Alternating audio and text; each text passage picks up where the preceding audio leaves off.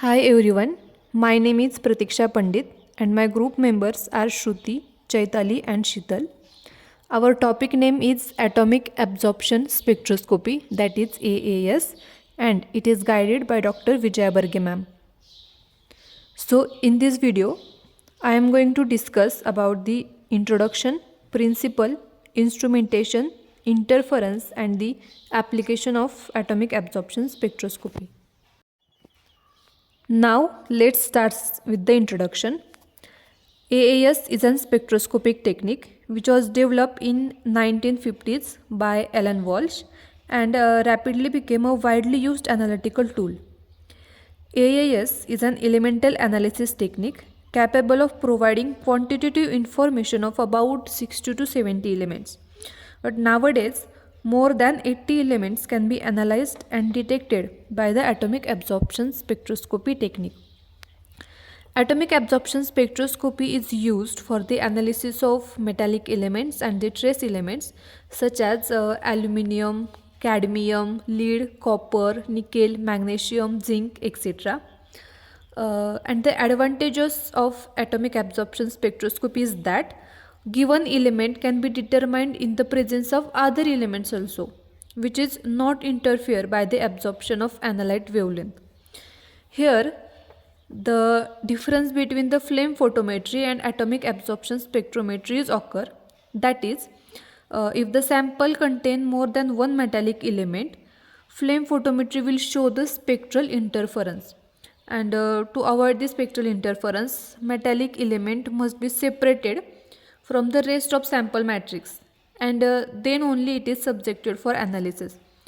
But in atomic absorption spectroscopy, such interference is not occur.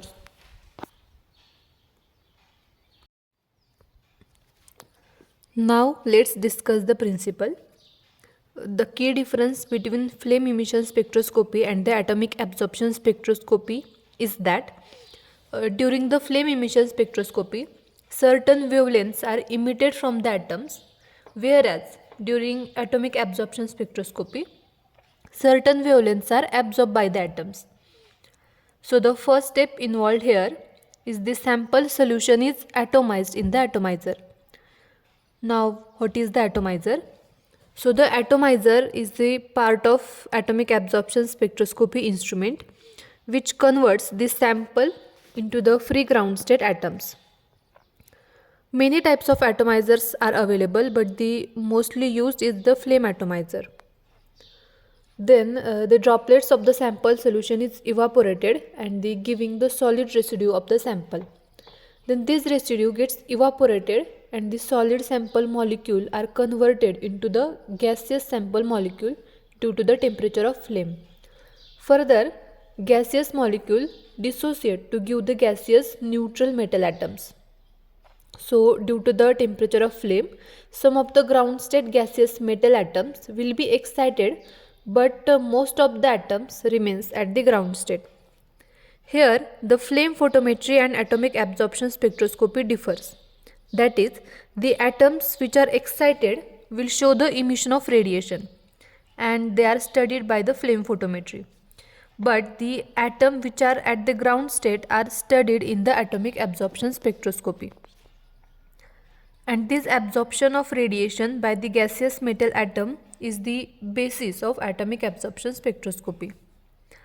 And the absorbed radiations are measured by the detector. Let's see the instrumentation. First part of atomic absorption spectroscopy is the radiation source, and the commonly used radiation source is the holocathode lamp. Next is the atomizer.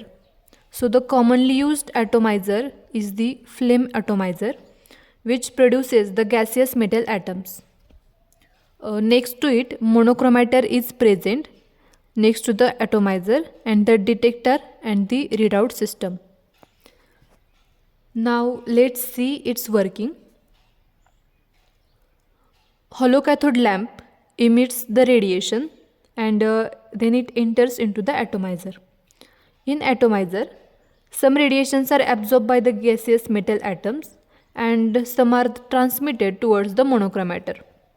Then the monochromator will separate these radiations and passes towards the detector. Then detector will give the signal and signal is recorded by the readout system. So this is the overall instrumentation of atomic absorption spectroscopy. So these are the major components of atomic absorption spectroscopy, that is the radiation source, atomizer, monochromator, detector and readout system. Now let's see one by one. First is the radiation source, in which hollow cathode lamp, it also called as HCl.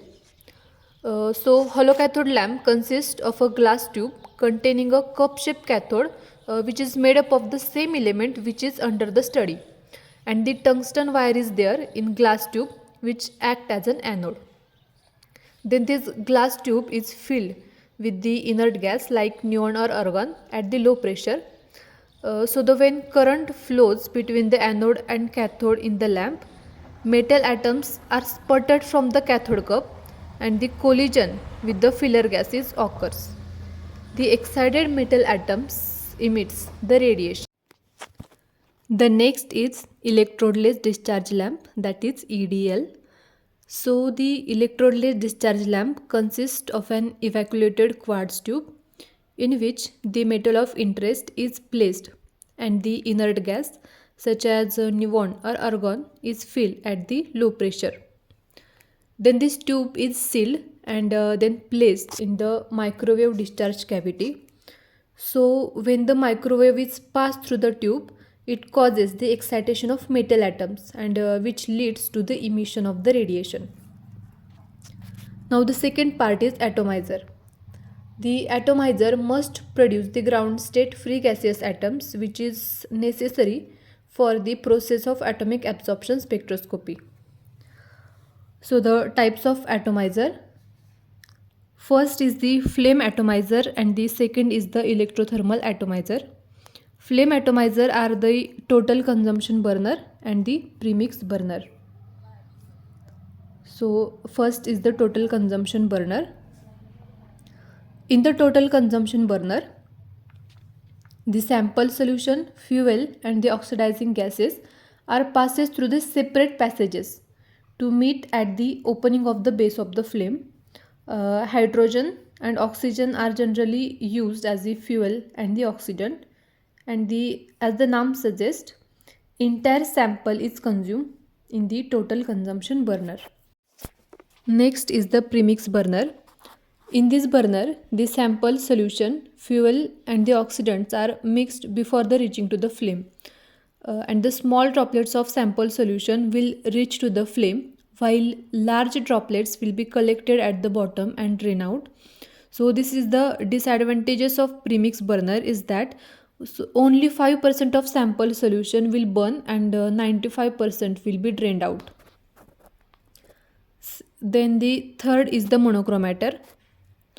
Monochromator is used to select the specific wavelength of light which is absorbed by the sample and exclude the other wavelengths. Mainly the diffraction grating monochromator is used in atomic absorption spectroscopy. So the fourth part is the detector and the readout system.